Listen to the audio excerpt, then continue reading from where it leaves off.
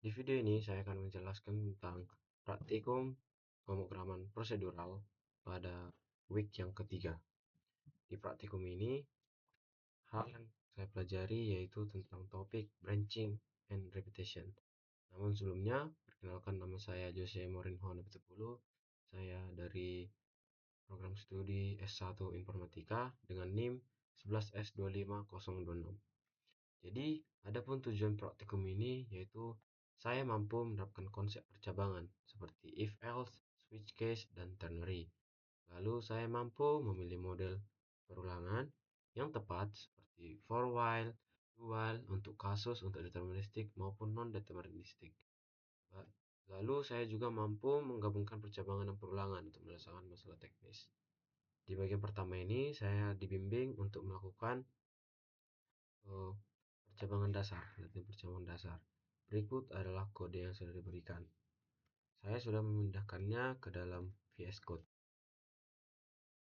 Jadi di kode ini saya akan membuat variabel nilai dan nanti dia akan meminta inputan kita supaya dimasukkan ke dalam variabel nilai. Lalu fungsi inilah yang akan menentukan berapa grade dari nilai tersebut. Mungkin kita akan mengcompile dan menjalankannya dengan gcc. Lalu nama file akan dikompil, percabangan dasar.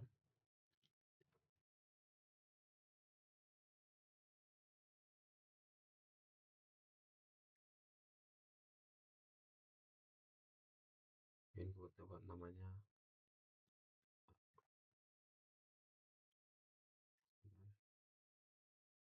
Oh, percabangan dasar if, saya salah nama. Percabangan dasar if si.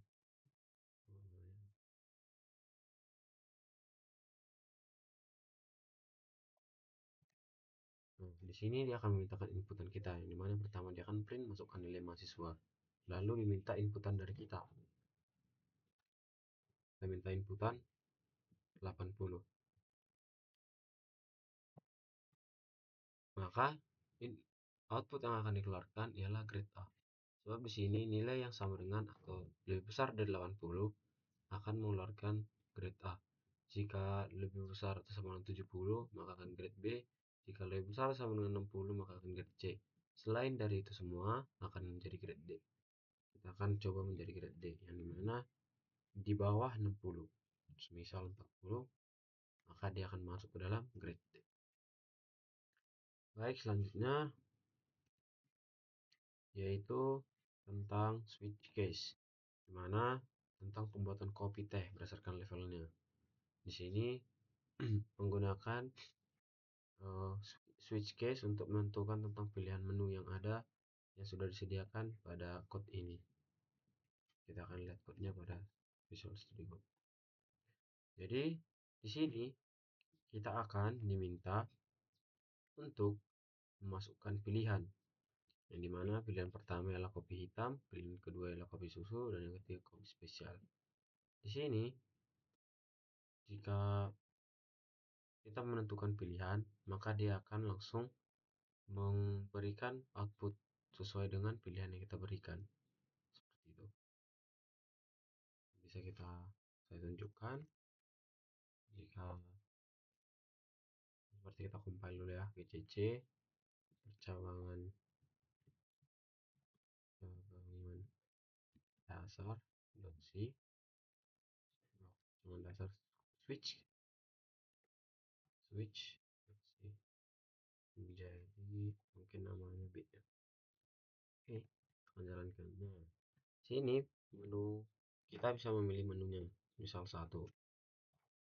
Nah, dia kan di sini dia akan menambahkan kopi dan air panas. Jadi di code ini dia akan memberitahu bagaimana cara menambahkan membuat kopi dari pilihan kita. Jika kita memilih angka 1, maka dia akan langsung menambahkan kopi dan panas. Seperti itu. Jika misal pilih nomor otomatis dia seperti waterfall, menambahkan kopi susu. Kan untuk membuat kopi kan yang pertama itu kan menambahkan kopi dari panas. Tapi kan karena untuk membuat kopi susu kita menambahkan gula seperti itu. Jadi dia bentuknya menjadi seperti waterfall. Karena menunya sama-sama kopi, tapi kan toppingnya berbeda-beda seperti itu. Jadi dia kan jadi ke case 2 maka akan dijalankan ini, case 1 maka yang jalankan ini, case 3 maka yang jalankan semuanya. Seperti itu. Lanjut kita ke if else, yaitu over ternary. Di praktek ini saya disuruh untuk memasukkan code ini, menjalankan code ini. Saya tunjukkan. Jadi di operator ternary ini kita akan membuat variabel angka, variabel integer angka yang dimana nanti kita akan diminta memasukkan sebuah angka bulat. Jadi dia akan menentukan apakah bilangan ini genap maupun ganjil menggunakan jika dia habis dibagi dua maka dia genap, jika tidak habis maka dia ganjil. Itu saya akan compile bcc operator ternary itu jadi namanya c. Nah c, nah diminta sebuah angka bulat, misal kita masukkan 12. Nah karena 12 dibagi 2 itu sisanya 0, tidak bersisa, maka dia termasuk bilangan genap. Semisal kita masukkan 13, 13 kan tidak bersih 13 kan itu bersisa satu, maka jika dia bersisa maka hasilnya pasti akan kecil ya, bisa dilihat hasilnya kecil. Oke, latihan terbimbing percabangan 1 selesai. Lanjut ke latihan terbimbing 2 yaitu tentang perulangan. Di sini saya disuruh untuk menggunakan loop for kasus jumlah di mana jumlah literasi sudah diketahui agar deterministik. Jadi ini adalah code yang diberikan untuk menjalankan di Visual Studio Code. Kita akan buka terlebih dahulu di terminal kita. Lalu setelah itu kita akan saya tunjukkan dulu kodenya.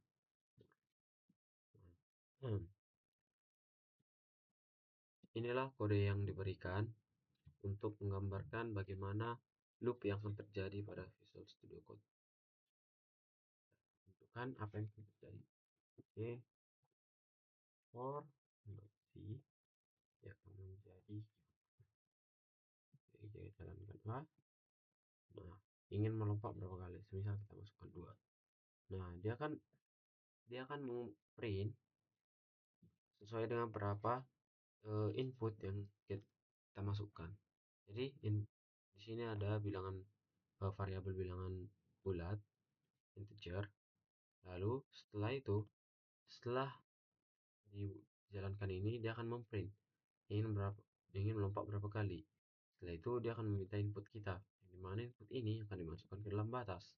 Setelah dimasukkan ke dalam batas, dia akan memasukkan batas ini ke dalam fungsi for.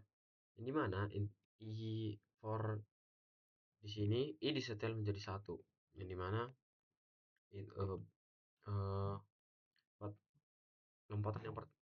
lompatan yang pertama itu dimulai dari 1. Lalu jika i lebih kecil atau sama dengan batas, jadi jika i-nya masih lebih kecil dari batas yang dimana yang kita tentukan, maka i-nya akan dijumlah 1. Jadi i ini akan ditambahkan lagi. Jadi kita lihat di sini kan tadi 2. 2 masih lebih kecil dari 1, maka loncatannya tambah 1. Lalu ditambah 1, loncatannya menjadi 2. Karena sudah sama dengan, maka loncatannya menjadi kedua. Di print menjadi loncatan kedua, dan karena sudah tidak lebih kecil atau artinya sama dengan batas, maka tidak di print lagi loncatan ketiga. Seperti itu. Lanjut ke latihan yang berikutnya, yaitu tentang perulangan non-deterministik, yaitu kasusnya tidak satu kali. Jadi kasusnya bisa diulang beberapa kali, tidak kita menentukan. Jika misal kita menjalankan kasus ya, apakah code ini akan dijalankan kembali, jika kita ketik ya, maka dia akan dijalankan kembali. Berbeda dengan for yang tadi, for tadi digunakan seperti kita sudah menentukan dari awal dia di loop berapa kali. Sedangkan ini kita diminta kembali untuk apakah loopnya dijalankan atau tidak, seperti itu. Terus berulang sampai jika kita memberikan perintah untuk loopnya tidak dijalankan kembali. Seperti itu. Saya akan ini berikut code-nya. Saya akan tunjukkan pada Visual Studio Code. Kita akan compile. Ini adalah code-nya. Ada variabel angka rahasia. Jadi code ini digunakan untuk menebak angka. Angka berapa yang semisal kita set untuk ditebak oleh mungkin pengguna kita yang akan menggunakan code ini. Jadi saya akan mengcompile menunjukkan apa yang akan terjadi pada code ini.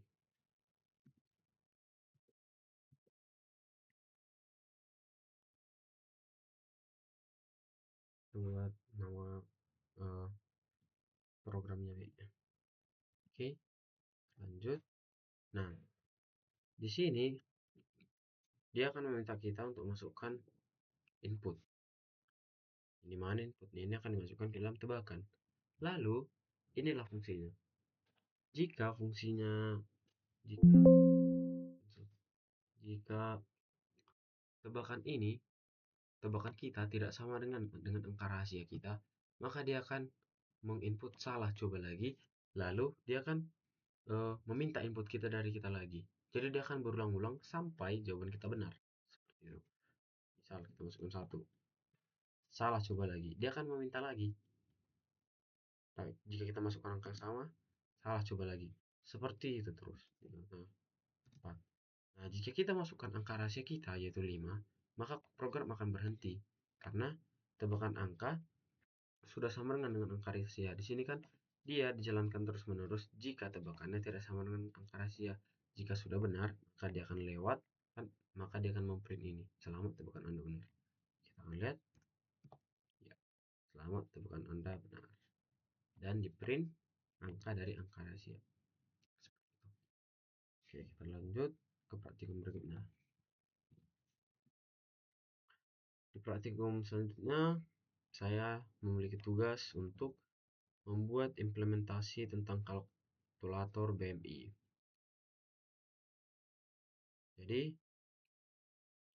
instruksi ini saya disuruh untuk membuat tentang yang tadi, implementasi lengkap kalkulator BMI. Jadi, rumus BMI ialah berat dibagi dengan tinggi, yang dimana beratnya satuan kilo dan tinggi satuan meter.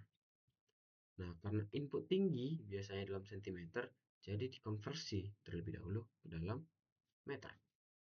Jadi saya tunjukkan code-nya. Jadi lihat. Jadi saya membuat variabel berat, tinggi, variabel BMI, variabel convert, dan ini nanti untuk mengecek untuk fitur tambahan. Oke. Jadi tadi rumus dari BMI adalah berat dibagi dengan tinggi yang sudah dikonversi. Karena tinggi tadi ialah dalam satuan cm. Jadi cm ke meter dikali 100 dibagi 100. Maka tinggi dibagi 100. Maka nanti perhitungan BMI ialah berat dibagi dengan convert. Yaitu convert itu tinggi yang sudah diubah menjadi tinggi yang cm diubah menjadi meter. Lalu di sini kita disuruh untuk menggunakan if else, yang dimana ada beberapa 1, 2, 3, 4, 5, 6, 7, 8 case atau 8 if yang berbeda untuk mengkategorikan BMI mereka, apakah dia overweight, apakah dia normal, apakah mungkin dia kurus, apakah dia obesitas, seperti itu, gemuk. Oke, jadi jika dia lebih kecil dari 16, maka dia sangat kurus. Nah, di sini saya membuat kodenya. Jika di BMI lebih kecil dari 16, maka sangat kurus. Severe fatness. Jika 16 sampai 17, jadi BMI Jika di antara 16 sampai 17 berarti dia lebih besar dari 16 atau sama dengan 16 dan dia lebih kecil atau sama dengan 17 seperti itu. Nah, jika dia di antara 16 sampai 17, dia itu ditunjukkan pada kode ini, maka dia akan memprint moderate thickness. Break seperti itu sampai selanjutnya. Di antara 17 sampai 18,5, dan maka akan menjadi mild thickness. Di antara 25 sampai 30, maka dia akan menjadi overweight. Kalau dia di antara 18,5 sampai 25, maka dia normal. Jika dia di antara 30 sampai 35, dia obesitas kelas 1.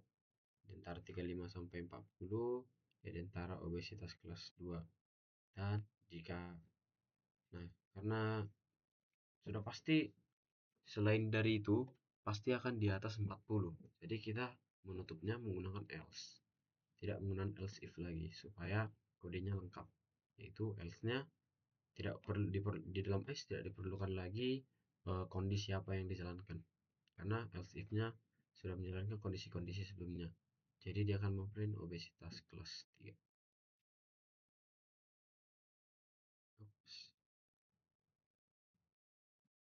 Lalu kenapa harus menggunakan dan?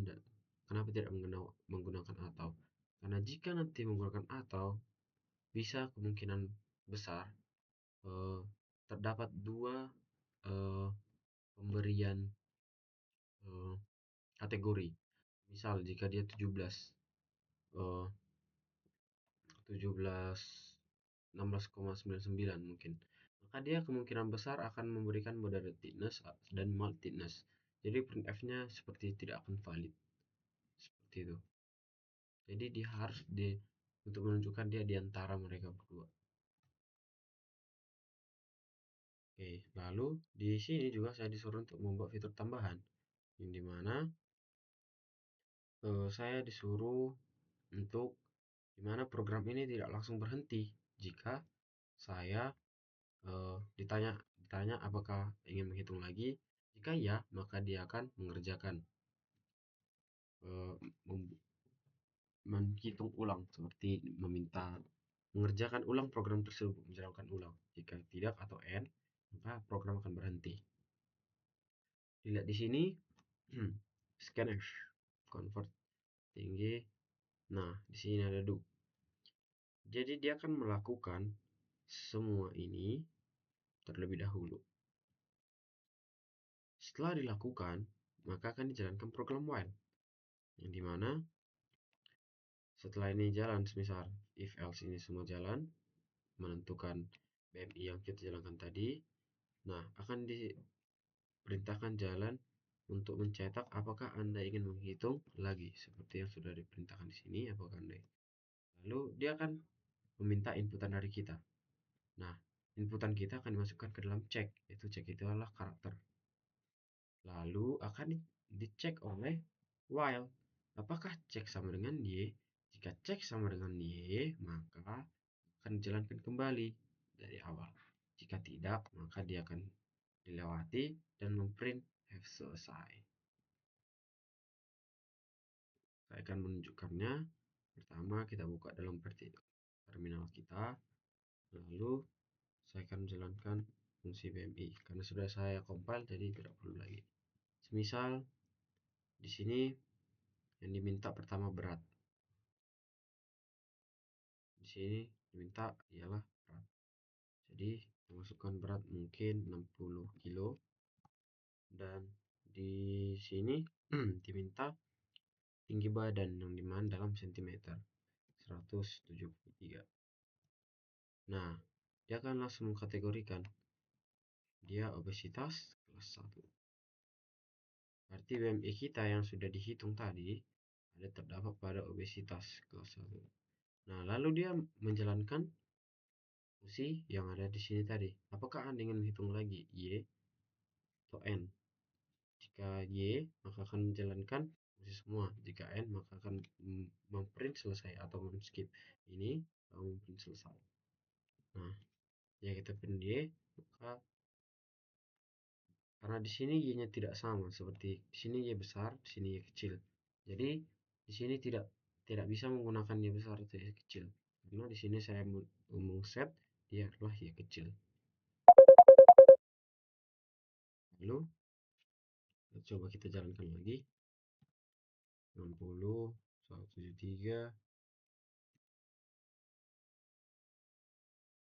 dia masukkan y, karena sebentar, biar saya tunjukkan.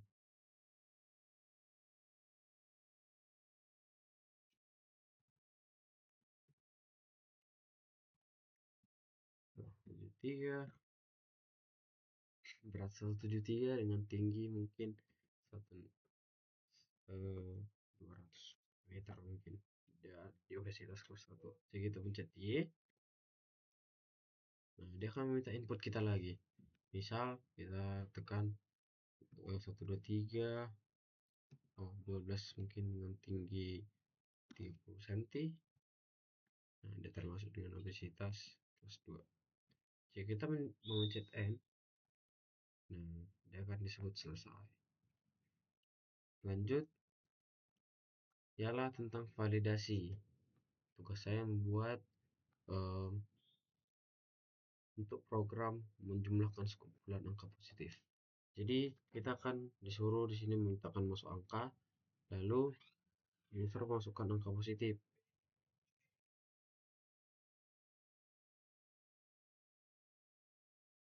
Jika user masukkan angka negatif, perulangan berhenti.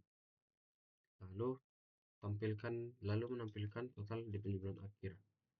Nah, jika dia masukkan angka 0, dia akan continue atau melanjutkan perhitungan tanpa menjumlahkan apapun. Tidak dianggap diabaikan. Jadi saya akan tunjukkan.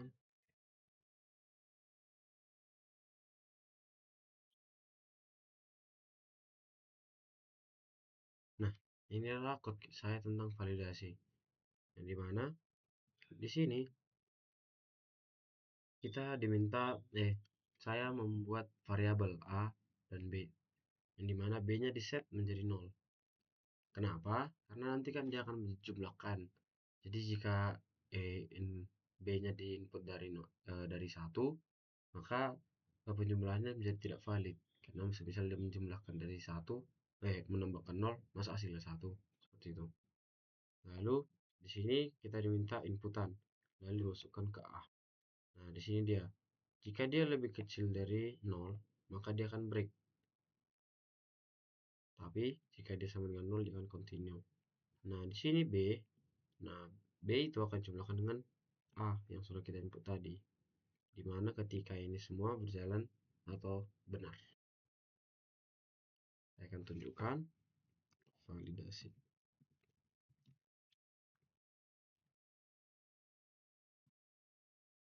Ya, kita masukkan angka positif 1, misal dia akan terus berjalan. 3, atau apapun itu, angka positif apapun. Namun, jika kita memasukkan angka negatif, maka program akan berhenti. Misal, minus 12. Nah, program berhenti, dia tidak menjumlahkan 12, min 12. Tapi dia hanya menjumlahkan angka positif yang ada di sini. Dan dia akan menunjukkan hasil akhirnya. Yaitu yang dari B, masuk di sini. Oke, selanjutnya saya membuat program tentang pola bintang atau nested loop. Di sini saya disuruh untuk membuat perulangan bersarang, di mana konsep ini tentang konsep fundamental untuk pempros. Jadi program saya harus minta input dalam bilangan positif, lalu mencetak segitiga siku-siku sejumlah dengan bilangan positif yang sudah diberikan. Jadi barisnya jika 1, 1, jika 2, jadi ada 2 baris bintang, dan bintang juga bertambah. Lalu seperti ini contoh outputnya. Tapi pada output kemarin dia harus menjadi segitiga, tidak menjadi segitiga siku-siku, menjadi segitiga sama kaki. Ya, ini adalah kode tentang nestednya. Jadi di sini saya membuat variabel n seperti yang diminta, lalu akan diminta input dari pengguna. Nah, kita menggunakan for di sini, menggunakan perulangan for. Jadi ketika i-nya masih lebih kecil dari 1, i-nya masih lebih kecil dari n yang kita input, maka dia akan menambah i-nya sampai sejumlah dengan n. Nah, lalu di sini juga di fungsi ini adalah fungsi untuk membuat baris baris yang berurutan agar dia menjadi di tengah seperti itu. Lalu ini fungsi untuk memprint bintang-bintang tadi, seperti satu bintang maka cuma satu, jika di satu maka satu bintang, jika dua ikut menjadi dua bintang seperti itu. Saya akan tunjukkan nested. Nah, jika kita masukkan satu bintang maka dia cuma satu, jika kita masukkan lagi mungkin 5, nah dia akan menjadi 5 tapi dia menjadi sama kaki seperti itu.